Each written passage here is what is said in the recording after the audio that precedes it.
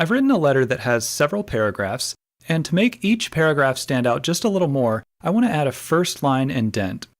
Before you add an indent, you may want to go to the View tab and make sure the ruler is displayed, since it makes it easier to customize your indents. To create a first line indent, you can just place the insertion point at the beginning of a paragraph and then press the Tab key. You may have noticed that when I did this little marker on the ruler moved forward 1/2 inch. This is the first line indent marker.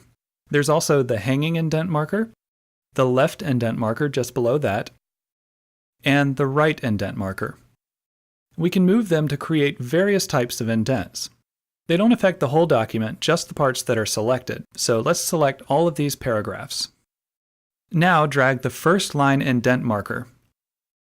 We can also create a hanging indent, which moves all of the lines except the first line.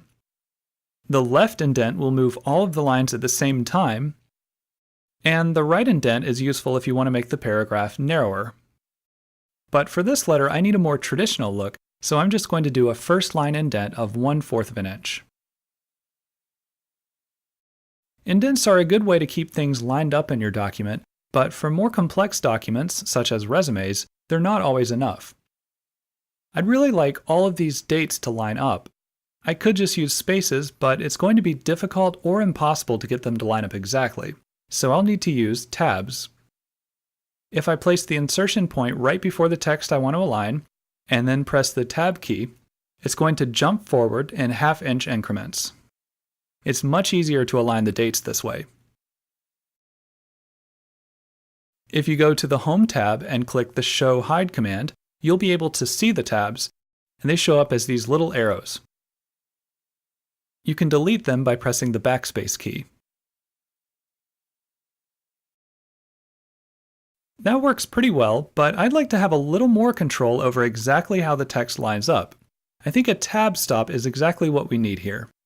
Tab stops tell the text exactly where to line up, so you're not limited to 1/2 inch increments. On the left side of the screen is the Tabs selector. If you click it, it will cycle through all of the different types of tab stops that determine whether the text is left aligned, centered, right aligned, or aligned at the decimal point if you're using numbers. I'm going to select the right tab. Just like with indents, tab stops only apply to the selected paragraph, so select all of the ones that need tab stops. Then click on the bottom edge of the ruler where you'd like the tab stop to be. You can add more than one if you need to, and you can remove them by just dragging them off the ruler. Now, to align the dates, we want to add just one tab before each year, and they will jump to the new tab stop. Generally, you'll need to add one tab for each tab stop. You can also move existing tab stops. Make sure the text is selected, and then move the tab stop to the left or right. But be sure to allow plenty of space for the text. If I move the tab stop too far to the left, the dates won't have enough room, so they won't line up correctly.